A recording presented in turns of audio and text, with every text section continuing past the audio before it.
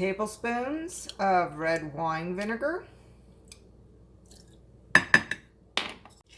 1/3 of a cup olive oil, 1/3 of a cup of soy sauce or tamari if you are gluten-free,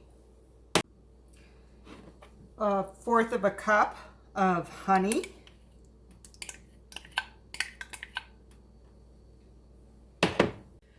2 teaspoons of ground pepper, preferably freshly ground, and 5 to 6 cloves of minced garlic.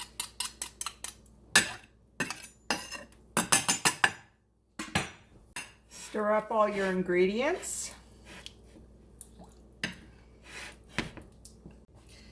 And place a flank steak or skirt steak that has been seared very lightly